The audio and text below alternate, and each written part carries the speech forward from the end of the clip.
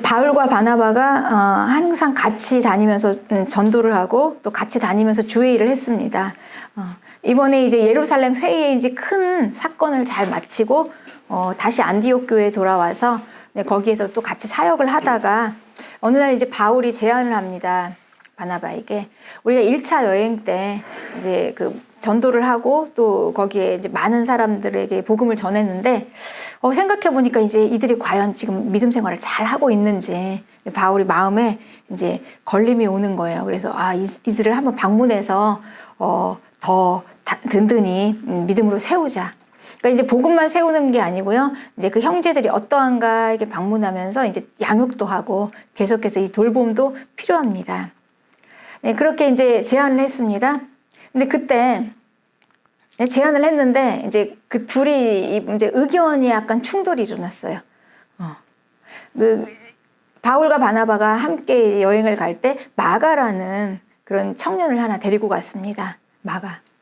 그런데 1차 전도 여행 때요. 마가가 같이 여행을 갔다가 이제 아무래도 너무 버거웠나 봐요. 그 용량이 초과가 된 거죠. 그 믿음에. 갔는데 이제 막 처음에는 막 선교 여행이라고 하니까 얼마나 기쁜 마음으로 갔겠습니까? 그런데 막상 딱 가보니까 현실이 그게 아닌 거예요. 너무나 핍박자들이 두렵고 환경이 너무나 어렵고 힘듭니다. 도저히 견딜 수가 없는 거예요. 이제 바보라는 섬에 갔는데 그 섬에서 또 그 박수무당을 만났잖아요. 그래서 이제 그가 핍박하는 거를 막 겪으면서 이제 막 한바탕 이제 일을 겪고 나니까 이제 마가가 도저히 이제 같이 갈 이제 여력이 없는 거죠. 그래서 마가가 이제 그때 밤빌리아라는 곳에서 다시 돌아갔습니다. 혼자 갔어요. 자기 집으로 갔습니다. 예루살렘으로 가버렸어요.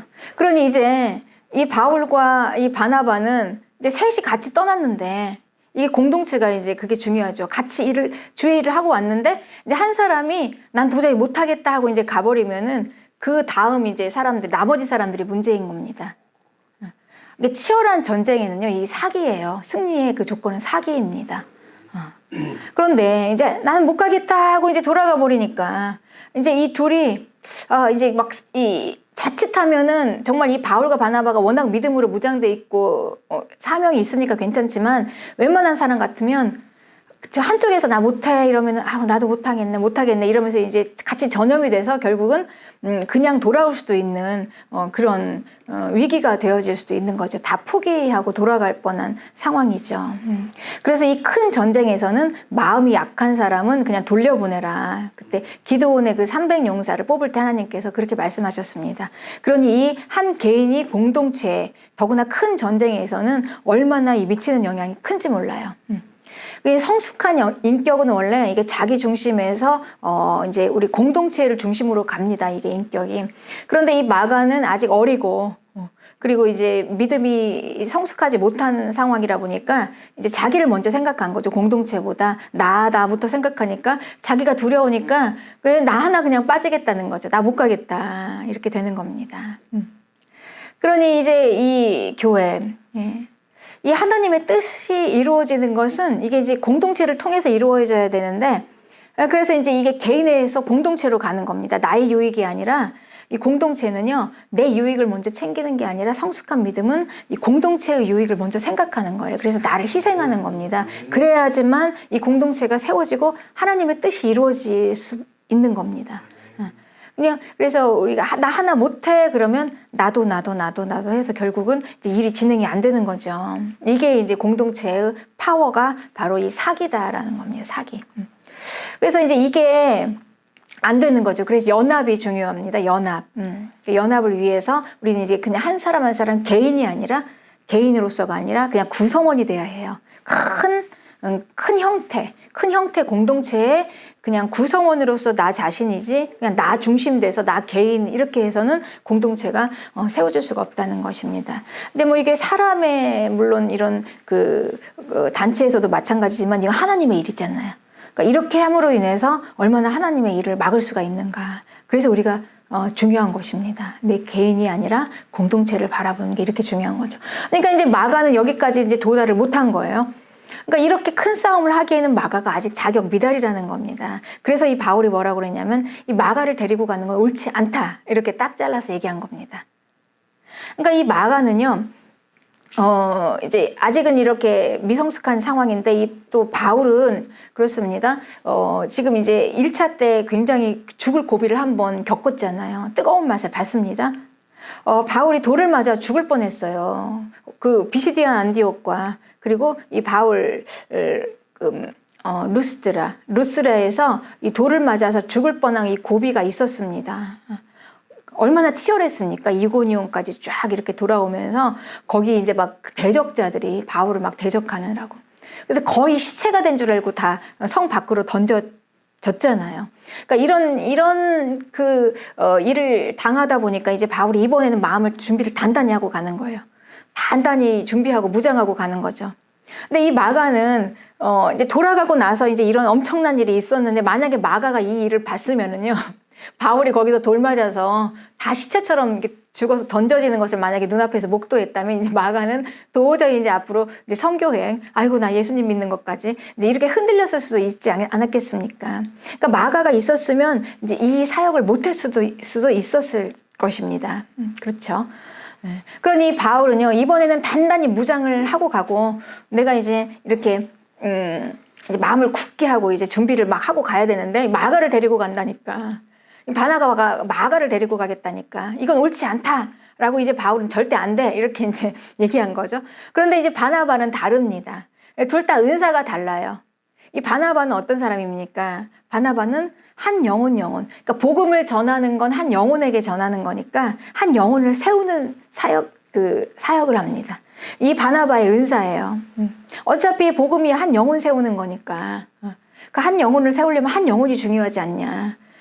그래서 바나바는 자기 은사대로 이 마가의 영혼을 위해서 이 마가를 한번 기회를 줘보자. 마가를 한번 세워보자 해서 마가를 데리고 가기를 원한 겁니다. 더구나 이제 바나바가 보기에는요. 바울은 과거에 어떤 사람이었습니까? 기독교인을 핍박했잖아요. 마가하고는 비교가 안 돼요. 바울의 청년의 때를 생각해 보세요. 바울은 그 혈기왕성한 청년 때요. 예수님 믿는 자를 막 잡아다 죽이려고 그렇게 한 사람이에요. 그러니까 자기가 옛날에 그랬던 건 생각지도 못하고. 그런데 이렇게 지금 바울이 믿음으로 서서 이렇게 또 영향력 있게 하나님의 일을 하는데 이제는 뭐 마가는 안 데리고 간다고 하니 이제 바나바 입장에서는 분노가 나죠. 화가 날 수가 있습니다. 그런데 또 바울의 은사는요. 서로 은사가 달라요. 바나바는 이렇게 한 사람 한 사람을 이렇게 세우는 그런 은사를 가졌지만 바울은요. 그러니까 그 지역의 복음화입니다. 전진해서. 그러니까 바울이 지나가는 곳마다 온 지역이 막 다 복음화가 됐어요. 그러니 이 한 영혼에게 집중하다가 보면 그 하나님의 큰 맡겨진 일을 못하는 거죠. 그러니까 각자 은사가 다르니까 지금 누가 옳다 그르다 할 게 아니라 자기 은사대로 지금 주장을 하는 것입니다. 그러다 보니 부딪혔어요. 아주 심하게 부딪혔습니다. 그러니까 서로 너무나 옳기 때문에 내가 옳기 때문에 이게 타협이 없는 거예요. 그러니까 이렇게 심하게 부딪히니까 이제 결국은 어떻게 되겠습니까? 둘이 결국은 결별을 합니다. 결별을 해요. 네. 그러니까 바울은 지금요. 지금 이렇게 막 복음 전할 때가 얼마나 많은데 지금 마음이 급한 거예요. 이제 가서 막 복음을 전해야 되는데 이 이방 지역에 지금 뭐 마가 하나 생각할 겨를이 없다는 거죠. 가서 얼마나 전진하면서 주의 일을 해야 되는데 이게 이제 바울의 은사인 겁니다. 그런데 여러분 마가는요, 이 마가가 누군가 보면 마가가요, 그 전에 베드로가 그 감옥에 갇혔을 때 베드로를 위해서 사람들이 모여서 기도하던 그 장소가 있었어요. 그 유명한 마가의 다락방. 그 마가 다락방 집의 주인의 아들이에요. 그러니까 이제 성도들이 무슨 일이 있을 때마다 성도들이 다 모여서 그 마가의 집에서 함께 기도했습니다. 그러니까 그만한 공간이 있었던 거죠. 그러니까 상당히 부유한 집이었고 믿음도 좋은 사람이었습니다. 이 마가의 어머니 마리아, 그러니까 사람들을 다 모아서 이 베드로를 위해서 막 기도하다가 베드로가 그 천사가 이끌려가지고 그 정말 아주 신비한 방법으로 그런 방법으로 또 감옥에서 나왔잖아요. 탈출을 하지 않았습니까? 그때 이제 기도하던 그 마가의 집, 그 집의 이제 아들인 것입니다. 그런데 이 마가의 어머니 마리아가 바나바의 또 누이예요. 그러니까 이 초대교회는 이게 한 사람이 믿으면 집안이 다 믿지 않았습니까? 나와 내 집이 같이 구원을 받았어요. 초대교회.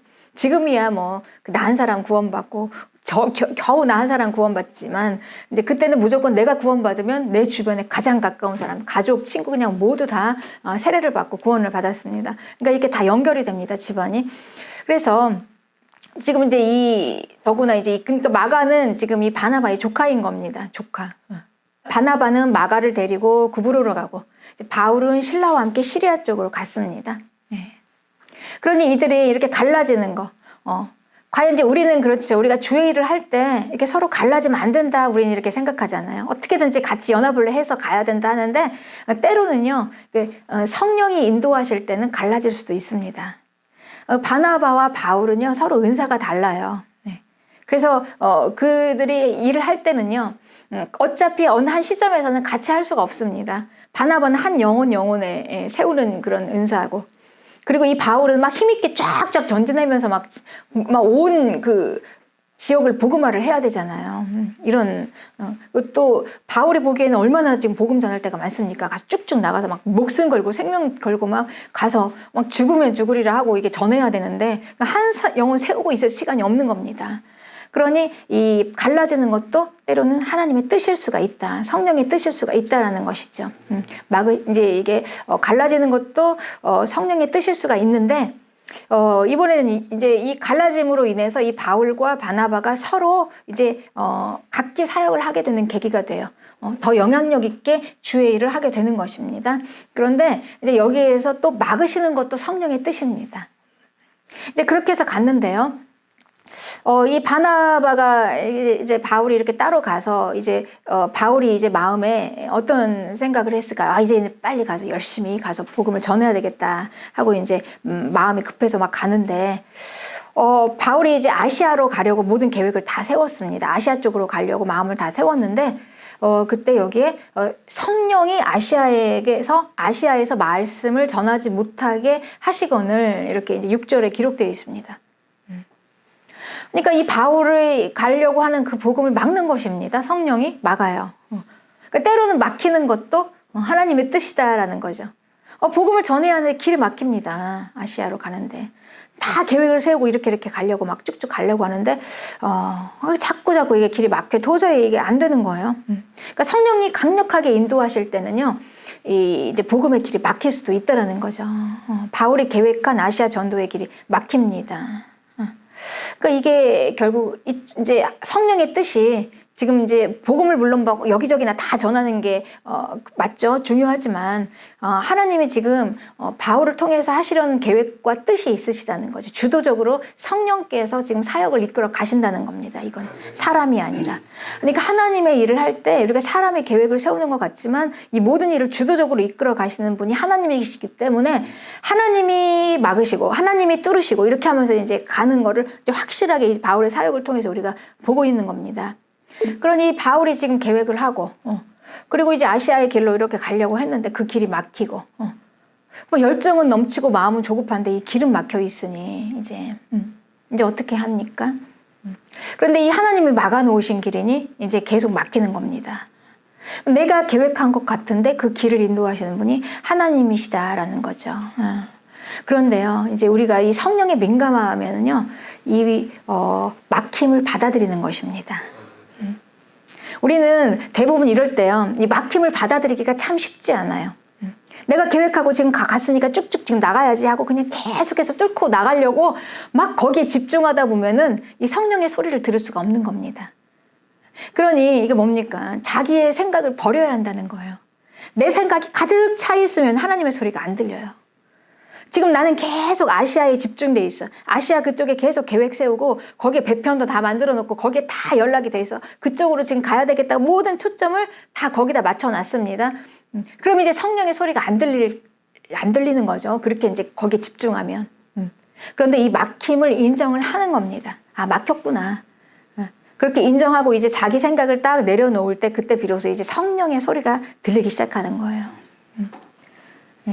그래서 우리가 주의 일을 하다가요, 여기서 막혔다면 절망할 필요가 없어요. 여기가 막혔다면 이제 민감하게 성령의 소리를 듣다 보면 다른 길이 더 크게 열립니다. 이게 하나님의 인도하심입니다. 그러니까 전진 하는 거예요. 막혔어도 계속해서 그냥 가는 겁니다. 막혔으니까 이제 그냥 하지 말아야 되는가 보다 하고 내려놓는 게 아니라 막혔어도 그냥 가는 겁니다. 전진하는 거예요. 가요. 네. 뭐 가다 보면 더 큰 길이 이제 열리는 게 이게 성령의 인도하심인데요. 예. 우리는 계속 믿음으로 전진합니다. 그러면은 이 길이 막혔지만 하나님께서는 다른 길을 여세요. 더 큰 길을 여십니다. 그러니 이 주의 일을 하겠다는 사람에게는요, 우리가 그걸 다 내려놓고 포기만 하지 않는다면 막혀도 절망이 없습니다. 그리고 아무런 장애가 되지 않습니다. 우리가 교회 문이 닫혔다고 해서 예배를 못 드립니까? 그렇지 않습니다. 우리가 다 지금 뭐 세상이 어수선하다고 해서 우리가 할 일을 못 합니까? 믿음 생활을 못 합니까? 그렇지 않습니다. 우리는 계속 전진합니다. 전진하면 다른 데서 길이 열리고 하나님께서 또 길을 내십니다. 이게 성령의 인도하심이죠. 우리가 중요한 거는요, 성령의 소리를 들을 수 있느냐 없느냐, 이게 중요한 거지 막혔다 이게 중요한 게 아니에요. 성령의 막힘이 있습니다. 그래서 이 바울은요, 이제 성령에 민감한 사람이기 때문에 막힘을 인정했어요. 자기 생각 계속 주장하고 그래서 못 듣는 게 아니라 일단 내 생각을 딱 내려놓고 막힘을 인정하니까 이제 그때 비로소 성령의 소리가 들리기 시작해요. 막 들리고 보이기 시작해요. 그래서 그날 이제 밤에 바울이 환상을 봤습니다. 어떤 환상을 봤을까요? 9절에 보니까 밤에 바울의 환상 중에 마게도냐 사람이 하나 딱 나타났어요. 갑자기. 바울은 전혀 마게도냐는 생각지도 못했거든요. 지금 이제 소아시아가 지금 바로 가까이 있으니까 여기부터 지금 빨리 복음화 해야 되겠다. 지금 어디서부터 손을 대야 될지 모를 정도로 지금 막 그냥 복음을 전해야 될 때인데 여기서부터 시작하자. 그러니까 사람의 생각과 계산으로는 딱 좋을 것 같아요, 여기가. 마게도냐는 생각지도 못했습니다, 바울이. 그런데 갑자기 마게도냐 그쪽에서 사람 하나가 딱 나와서요, 환상에서 마게도냐로 와서 우리를 도우라 이렇게 하는 거예요. 네. 마게도냐.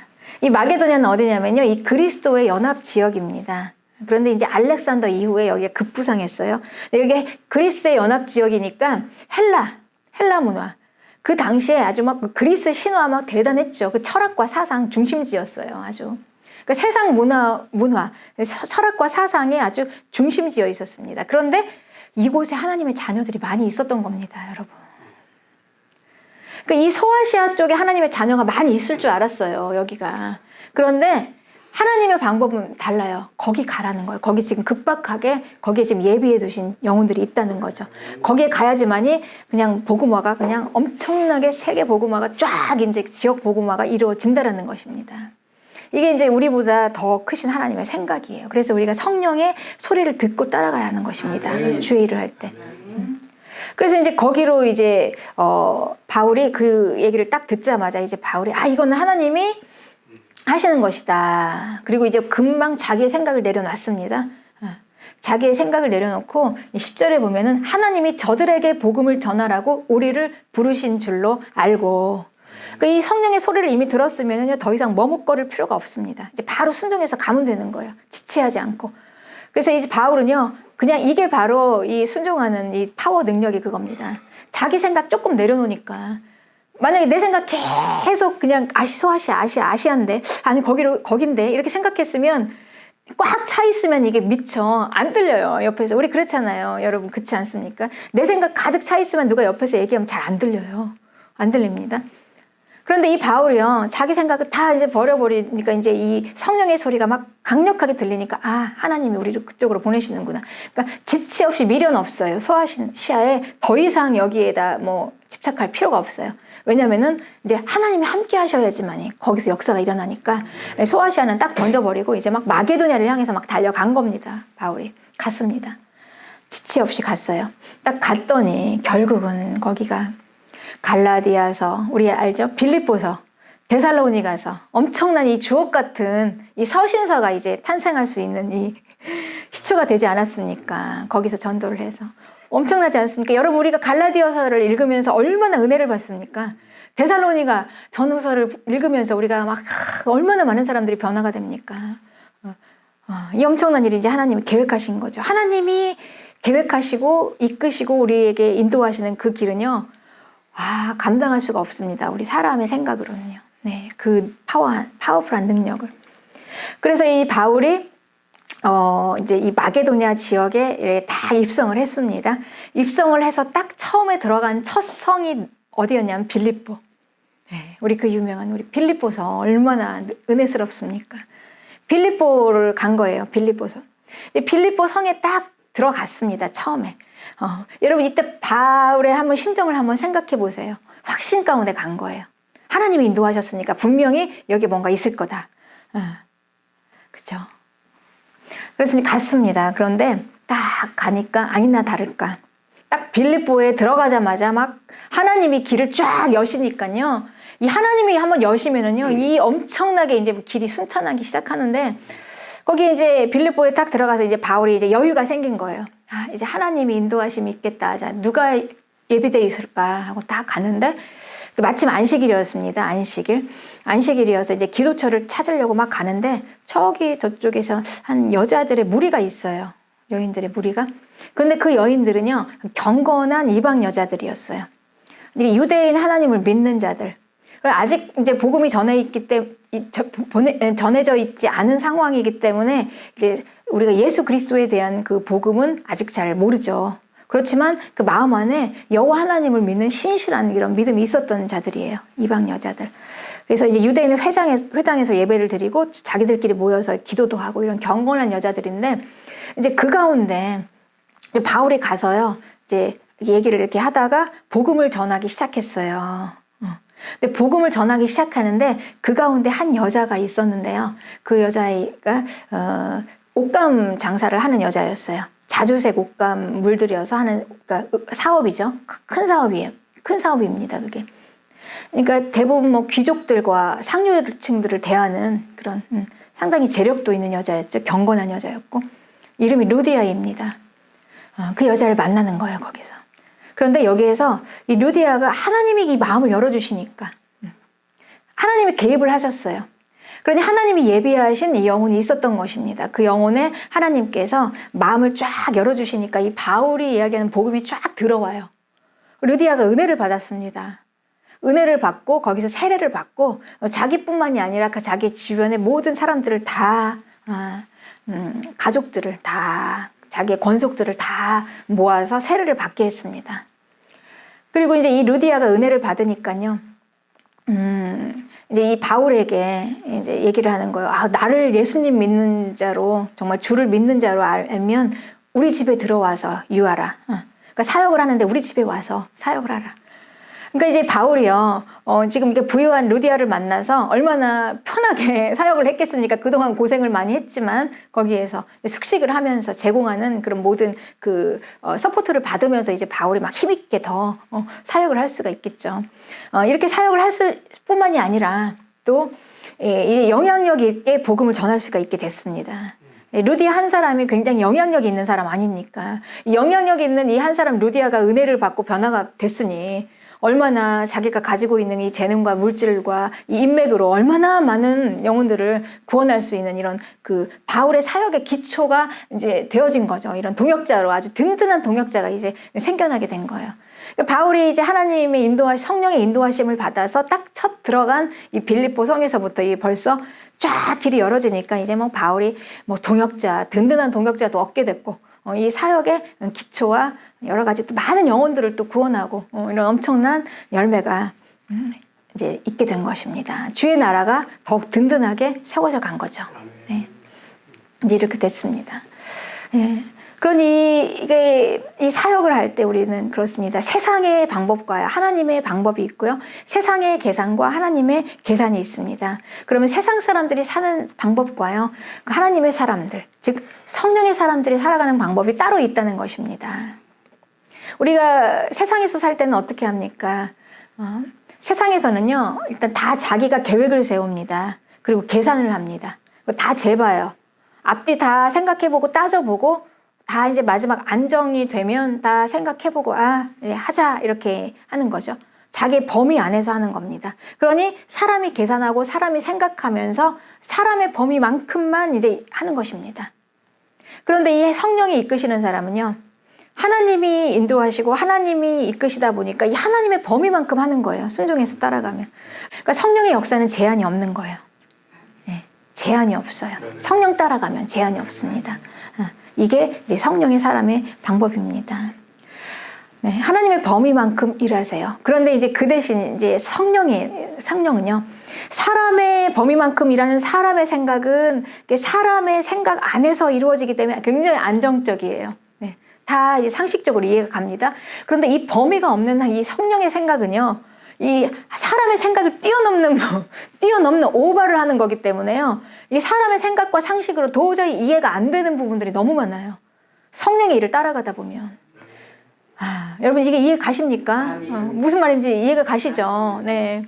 그러니 때로는 하나님께서 일을 하시고자 하실 때 하나님께서 이제 사람으로 이 땅에 오시는데 사람의 태가 필요한 거예요. 이 안에 들어가셔야 되잖아요. 그러니 처녀 마리아를 불러서 처녀에게 아이를 낳아라 이런 막 무리한 요구도 하시는 겁니다. 이게 가능합니까? 사람의 생각으로 할 수가 없는 거죠. 이렇게 이제 마리아를 부르시는 거죠. 그렇죠? 그러니 이 하나님이 사람이 되어서 이 땅에 오시려면 사람의 생각과 이 상식을 뛰어넘는 이런 그런 방법을 가지고 오시지 않겠습니까? 여러분 어떻게 사람의 그 범위와 생각만 그 틀 안에서 하나님이 사람으로 오실 수가 있겠습니까? 벌써 하나님의 사람으로 오신다는 것 자체가 틀을 깨는 거야, 사람의 생각을. 그러니 하나님이 하시는 모든 일들이 다 이런 겁니다. 처녀에게 아이를 낳으라 이런 거예요. 네. 그렇습니다. 그러니 이제 못한다는 거죠. 못한다고. 어떻게 합니까? 그래서 이제 그런 요구를 받은 성령의 사람은 처음에 당황하지 않겠습니까? 아니 어떻게 합니까? 나는 남자를 모르는데요. 이런 이제 얘기를 하는 거죠. 어떻게 해요? 그때 이제 성령이 내게 임하고 지극히 높으신 이의 능력이 너를 덮으면 그렇게 할 수 있다는 거죠. 하나님의 능력이 임하면 하나님의 능력이 그러니까 하나님이 하시겠다는 거예요. 여러분 남자를 모르는 처녀가 아이를 낳는 게요. 그거 어떻게 사람이 할 수 있습니까? 하나님께서 마리아에게 그런 요구를 하시지만 마리아가 할 수 없어요. 그거는 마리아가 할 수 있는 일이 아니에요. 그럼 누가 하십니까? 하나님이 하시겠다는 거예요. 하나님이 하시겠다. 그런 것입니다.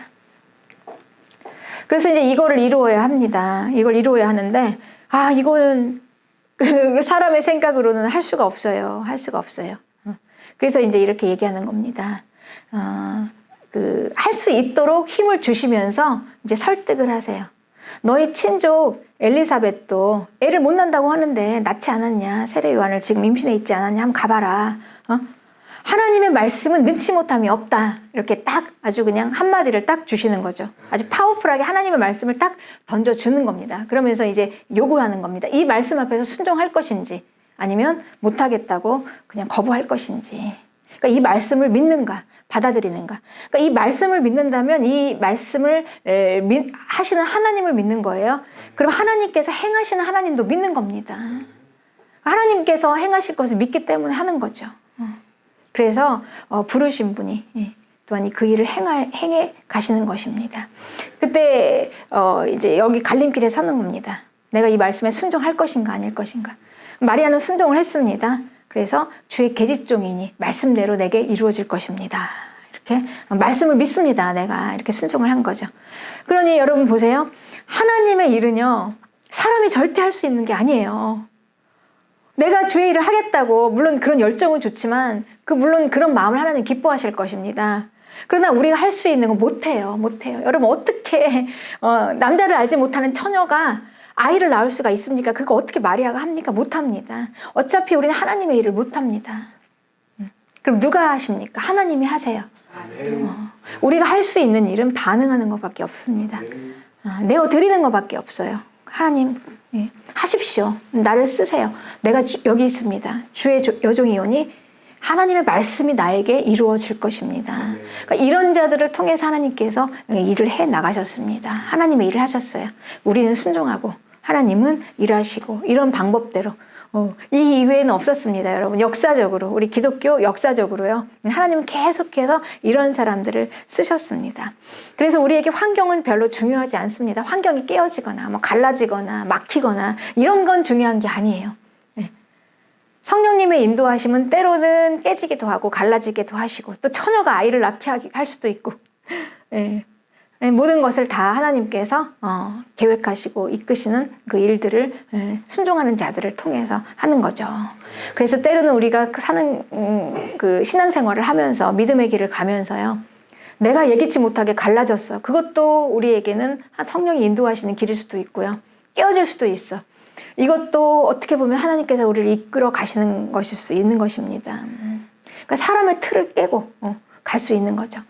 그러니까 성령의 인도함을 그냥 따르는 삶, 이거를 이제 그 음성을 듣는 자들은 그냥 자기의 이제 그 제한받지 않는 겁니다. 자기의 생활에. 꼭 이건 이래야 돼. 이렇게 자기 생각을 꼭 가지고 그 계획을 절대 바꾸지 않고 이건 절대 무너지면 안 돼. 이런 게 아니라는 거예요, 여러분. 이건 절대 깨지면 안 돼. 바울과 바나바 둘은 꼭 갈라지면 안 돼. 같이 가야 돼. 이런 게 아니라는 겁니다. 때로는 하나님이 이끄시면 내 생각 내려놓으면 하나님 소리가 들리는 거예요. 하나님 나를 이쪽으로 인도하시는구나. 내가 가겠습니다, 하나님 하고 이제 가는 거죠. 그러니까 부르시는 이 곳으로 지금 내 자리를 박차고 일어나서 나올 수 있는 그런 사람인 것입니다.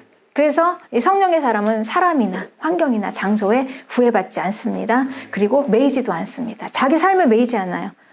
성령의 사람을 묶어둘 수 있는 건 아무것도 없습니다. 성령이 인도하시는 대로, 하나님이 이끄시는 대로 가는 것입니다. 그러니 성령의 사람의 가장 큰 능력, 하나님의 일을 이룰 수 있는 것은 믿음이죠. 믿음이 없으면 이걸 할 수가 없는 것입니다. 마리아가 남자를 알지 못하는 처녀에게 애를 낳으라고 했는데 이거를 어떻게 합니까? 하나님의 말씀을 믿기 때문에, 그 말씀이 이루어질 것을 믿기 때문에 하는 거죠. 하나님이 나에게 말씀하셨으면 그 하나님의 말씀은 이루어질 거야. 여러분 얼마나 이거 뛰어넘는 믿음입니까? 자기 생각과 상식을 다 뛰어넘어서 하나님의 말씀은 이루어질 거야. 지금 이 믿음 하나 가지고 가는 거잖아요. 그러니 여러분 이 순종이 얼마나 위험한 순종입니까? 마리아가 아이를 낳게 될 때 그 감당해야 될 그 위험함. 자칫하면 돌로 맞아 죽을 수도 있어요. 처녀가 애를 뱄으니까 사람들에게 뭐 입증할 수가 없잖아요. 그리고 요셉에게 오해를 받아서 파혼당할 수도 있는 겁니다. 그런 위험이에요. 아주 위험한 순종이죠. 네. 그리고 또 여자로서요. 일생에 딱 한 번뿐인 그 요셉을 위하여 남겨둔 그 한날 첫날 밤을 완전히 그냥 무참하게 그냥 하나님 앞에 드리는 거잖아요. 그러니까 자기의 인간적인 행복을 다 포기할 수 있는 이런 순종인 겁니다. 이 순종이. 그냥 보통 그냥 가만히 앉아서 네, 순종하겠습니다. 하나님의 말씀이 나에게 이루어질 거예요. 내가 하나님의 말씀을 믿습니다. 그냥 쉽게 앉아서 할 수 있는 순종이 아니라는 겁니다. 우리가 하나님의 말씀을 믿는다는 거는요, 여러분 우리의 모든 이 안전한 것을 다 뛰어넘는 거기 때문에 굉장히 위험한 일입니다. 이게 하나님의 말씀을 믿는다는 거는. 우리는 항상 그렇죠. 우리가 안정감이라는 건 뭡니까? 우리의 생각과 우리의 모든 그 나의 계획이 그냥 차질 없이 계속 유지되는 걸 안정감이라고 생각해요. 우리 세상에 살면서 그래서 그게 좀 삐끗하면 우리 막 난리 나는 줄 알잖아요. 근데 건강에 이상이 왔어? 그럼 온 세상이 다 무너져요. 자녀가 갑자기 자퇴를 한대? 그럼 완전히 이제 살 소망이 없는 거죠. 야, 재산이 다 사기당해서 날아갔어? 그럼 자살합니다. 이게 불안정하다고 생각하기 때문에, 이거 아니라고 생각하기 때문에, 안정을 깨기 때문에. 그런데요, 이 모든 걸 다 뛰어넘어서 하시는 게 이제 하나님의 성령의 이끄심이기 때문에 얼마나 위험합니까? 이게. 때로는 이렇게 목숨 걸고 할 수 있는 순종이죠. 그래서 돌 맞아 죽을 수도 있고 파혼당할 수도 있고 완전히 생활이 다 폭파될 수도 있는, 자기 있는 이 현세적이고 이 세상적인 모든 행복은 다 반납해야 될 수도 있는 이런 순종 아닙니까? 마리아를 보면. 그렇죠? 그러다 보니 이거는 이제 우리가 이 순종이 얼마나 우리가 위험한가, 이걸 다 감당할 수 있겠냐는 거죠. 이걸 요구하는 것입니다. 그런데 하나님의 일은요, 이런 자들을 통해서 이루십니다. 누구를 통해서 이루시겠습니까, 여러분? 하나님이 이런 자들을 통해서 일을 이루고 가시지 않겠습니까? 그렇죠? 예. 그런데 우리가 또 믿음으로 하나님을 바라보다 보면은요, 이 생활 그냥 한번 폭파되는 건 별일 아니에요. 우리가 영의 눈을 떠서 하나님 나라를 바라볼 수 있는 자라면. 항상 하나님은 사람을 초월하시기 때문에 모든 사람의 생각을 초월하고 사람의 환경을 초월하고 사람의 모든 걸 다 뛰어넘습니다. 초월합니다, 여러분. 그리고 이 땅이 어차피 한번 그 뒤집어져야지만 우리가 하나님의 나라로 갈 수가 있는 겁니다. 이 땅을 그대로 유지하고는 못 가요. 마지막 심판이 그거 아닙니까? 다 땅이 결국은 다 땅을 망하게 하는 자들, 결국은 다 이제 땅이 이제 없어지고 이제 우리가 새 하늘과 새 땅으로 가는 겁니다. 그렇습니다. 그래서 이제 우리는 그 잘 사는 거, 우리가 이제 이런 관점에서 우리가 보면은요, 우리는 우리 그 그리스도인의 잘 사는 삶, 그리스도인의 이 잘 사는 삶은 언제나 그랬듯이 지금 이 성령을 따라가는 그 길 자체가 그렇잖아요. 우리 믿음이라는 자체가 세상적인 계산과 방법으로 다 답을 내놓고 딱 확신 있게 딱 쥐고 가는 게 아니잖아요, 여러분. 세상적인 삶은 그렇게 삽니다. 세상에서는 그렇게 살아요. 다 우리가 계획하고 딱 확신 있게 답을 쥐고 갑니다. 근데 믿음은 그렇지가 않아요. 믿음은 그냥 이렇게 딱 답을 지어놓고 딱 확실한 이런 상황에서 계산이 딱 맞아 떨어지네. 내 생각과 내 한도 내에서 딱 되는구나. 이렇게 가는 게 아니고요. 그냥 딱 그것만 주시는 거예요, 하나님께서. 자, 네가 아이를 낳아라. 처녀 마리아에게. 그것만 딱 던져주시는 겁니다. 네가 낳을 아이가 이제 하나님의 아들이야. 지극히 큰 자야. 이런 걸 이제 주시죠. 주시는데 이제 마리아는 이제 그냥 딱 아들을 낳는 거 이 범위밖에는 이해를 못 해요. 그리고 그가 얼마나 지극히 높은 자가 되고 지극히 큰 자가 되고 하나님의 아들로서 어떻게 되어질 거라는 그 미래에 디테일하게 마지막 끝까지 다, 그러니까 그 끝까지 디테일하게 아주 자세하게 계산을 다 못합니다. 그렇죠. 그러니 우리 믿음의 삶 자체가 그렇습니다. 그냥 딱 받아요. 하나님께 말씀을 받습니다. 그럼 그 말씀을 받고 그냥 그 말씀을 믿기 때문에 그 믿음으로 가는 거지. 우리가 다 확신 있게 계산해서 딱 봐서 딱 쥐어주고 가는 건 아니라는 거예요. 그러니 이 성령의 삶, 믿음의 삶 자체가 그냥 한 걸음 한 걸음씩 성령께서 이끄시는 대로 그냥 가는 겁니다. 믿음으로. 여기를 가는 거예요. 그래서 딱 그냥 요단강을 딱 한 번 딱 발을 짚으면 강이 쫙 갈라지고, 홍해 바닷가 앞에 딱 서면 홍해가 쫙 갈라지고, 믿음의 삶이 이렇게 사는 겁니다, 여러분. 그래서 우리가 믿음의 삶이 뭔가를 알아야 합니다. 알아야지만이 우리가 헷갈리지 않아요. 세상 삶하고 자꾸 이렇게 혼란스러워요. 혼돈스럽게 이렇게 생각하면 믿음의 길을 갈 수가 없어요. 믿음의 길은 그런 거구나. 그냥 아예 우리가 알고 있어야 합니다. 그래야만 갈 수 있습니다. 세상 길 가는 거하고는 다릅니다, 여러분. 세상에서는 우리가 안전해야 가잖아요. 안전한 줄 알고 비행기를 타고, 안전할 줄 알고 기차를 타고, 전철을 타고 이렇게 가잖아요. 근데 믿음의 길은 전혀 그렇지 않아요. 막 요단강에 갑자기 발을 담글 수도 있고, 홍해 앞에서 갑자기 막 갈라질 수도 있고, 이런 겁니다. 그래서 이제 이게 바로 그리스도인의 삶의 방법이라는 것입니다. 그러니 우리가 요구되는 건 뭡니까? 그냥 순종밖에 없는 것입니다. 그리고 믿음밖에 없는 것입니다. 그걸로 가는 거예요. 그걸로 가는 겁니다. 그래서 우리가 예수님 믿는 사람이 가장 잘 사는 거, 주님 안에서 잘 사는 거. 그러니까 이 세상 사람들이 잘 사는 거는요, 그러니까 파괴되지 않는 거예요. 내 삶이 그대로 유지가 되는 겁니다. 내 삶이 그대로 유지가 되어서 이렇게 움직이지 않는 거, 변동 없는 거, 안정감 있게. 우린 그걸 안정감이라고 해요. 그걸 잘 산다고 합니다. 그런데 우리가 예수님 믿는 성령의 사람이 잘 사는 거는요, 내 삶을 통해서 하나님의 뜻이 이루어지는 거예요. 최고의 삶입니다. 그게 가장 잘 사는 것입니다. 그래서 하나님께서 누구를 통하여? 순종의 사람을 통하여, 그리고 믿음의 사람을 통하여 하나님의 뜻이 이루어지는 것입니다. 하나님의 뜻이 이루어지는 건 결국 우리가 하나님 앞에 쓰임받는 거죠. 그러니 우리 여러분 어떻습니까? 믿음의 사람의 가장 최고의 인생은 바로 내가 예수님 믿었더니 그냥 내 삶이 그냥 변동 없이 잘 유지가 되더라. 이게 아니라 내가 예수님을 잘 믿었더니 내가 하나님께 이렇게 쓰임받더라. 나를 통해서 하나님의 뜻이 이렇게 이루어지더라.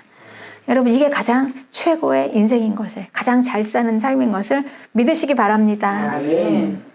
그래서 역사 속에서 하나님의 뜻이 이루어질 때는요, 항상 그 현장에 같이 있었던 자들이 있었습니다. 여러분, 그들이 가장 복된 자들이 아니었습니까? 하나님이 사람으로 이 땅에 오실 때, 그때 자기 태를 내어드린 마리아가 있었고요. 그리고 예수님이 이 땅에 함께 계실 때, 그리고 12 제자들이 있었습니다. 그리고 성령님이 인도하셔서 구원의 복음을 전하는 바울이 있었습니다. 그 위험한 은혜의 부르심을 모두 목숨을 걸고 순종하고 또 목숨을 건 믿음으로 반응한 사람들입니다. 그러니 하나님의 이 영광의 자리에 있는 이 사람들은 이 세상, 이 안정과 이 세상의 그 것들에 구애를 받지 않는 자들, 이것으로 제한시키지 않는 자들이 뛰어넘는 자들이었기 때문에 우리가 하는 것은 다 사람의 범위를 다 뛰어넘는 거. 최고의 건 생명이죠. 목숨이죠. 내가 사는 거. 이 목숨까지도 다 그냥 뛰어넘는 이런 순종이었고 믿음이었던 것입니다. 마찬가지입니다, 여러분. 오늘도 주님이 다시 오시겠다고 하시고 그 약속을 기다리면서 지금 교회를 지키고 있는 성도들, 그 영광의 그날, 주님이 다시 오실 그날을 맞이하는 그 바로 그 자리, 그 영원한 그 나라, 새하늘과 새 땅에 들어갈 그 흰 옷 입은 하나님의 거룩한 성도들, 이제 영원한 은혜를 받은 하나님의 그 위험한 은혜를 받은 이런 마지막 시대의 교회들입니다. 동일합니다, 여러분. 하나님께서 우리 교회를 통해서 하나님의 뜻을 이루시겠다면은 이런 위험한 순종, 위험한 믿음이 필요한 것입니다. 우리는 그 위험한 순종과 그 믿음에 부르심을 받은 자들입니다. 그러나 그 가장 가치 있는 것을 알기 때문에 할 수 있는 것입니다. 이 복된 자리로 부르심을 받아서 가장 큰 영광의 이 축복된 삶, 이게 아니겠습니까? 우리는 이걸 절대 놓치면 안 되는 것입니다. 그러니까 지금 여기에서부터, 이 자리에서부터 잘 지켜서 꼭 영광의 그 자리를 사수하시기를 주님의 이름으로 축복합니다. 아멘.